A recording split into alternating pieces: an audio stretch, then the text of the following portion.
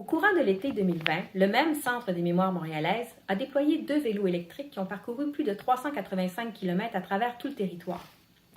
Ces vélos citoyens avaient comme objectif de rencontrer les Montréalais, de développer des collaborations avec les acteurs du milieu, d'explorer, de cartographier, d'identifier des gens, des voix qui font de Montréal ce qu'est Montréal.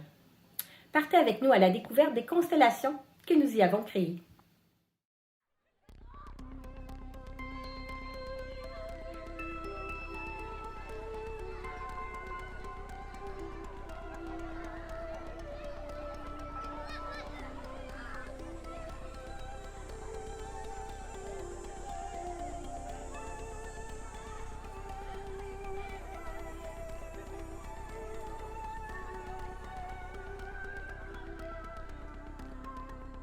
En 1955, mes premières impressions étaient de très bonnes impressions.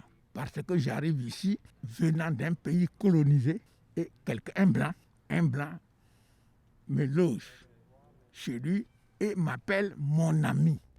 I'm born and raised in this area of Cartierville. A lot of changes in parks, playgrounds, areas, schools, buildings. You can tell everything has changed. It's just where people have now moved, come in, apartment buildings, places where I used to play don't exist anymore because they're buildings. Oh, oui, tous des changements, des bâtisses, des maisons. Jusqu'à 10 ans passés, on avait des duplex, puis des déplex, puis des bungalows. Là, ça a été des condos, des grosses buildings qui fassent à Montréal.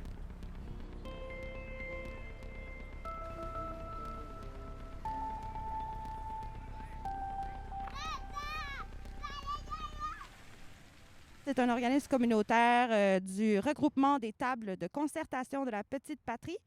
Et donc, mon rôle, c'est de créer des activités pour les citoyens et citoyennes, autant toutes les thématiques-là, droits des femmes, logement, pour famille, aînés, etc. Voilà. En fait, Opération Surveillance sans joug, c'est un organisme mandataire de Tandem. On fait de la prévention en sécurité urbaine. Donc, à l'année longue, on offre des services, donc soit de visites sécuritaires. Durant l'été, c'est surtout le burinage de vélo, donc en partenariat avec le poste de police de quartier.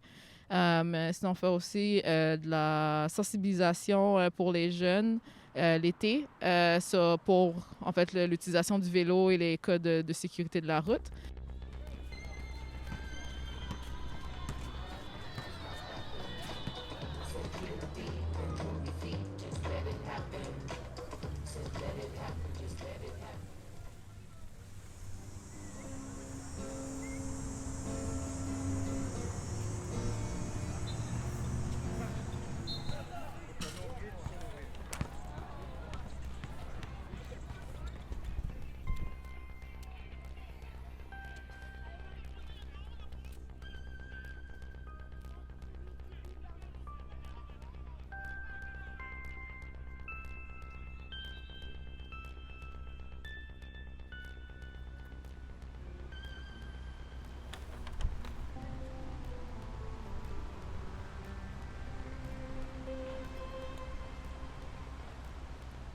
Le projet de Parole d'Exclus et de la Chapem, qui est le propriétaire des immeubles avoisinants ici autour de l'espace qu'on appelle la voisinerie, en fait, il est intervenu il y a une dizaine d'années suite à une arrestation massive. Là, c'était l'espace de la gang Pelletier, donc c'était vraiment un lieu de trafic et de prostitution. Ici, c'est un stationnement, en fait, dans la cour arrière qui était assez mal fréquenté.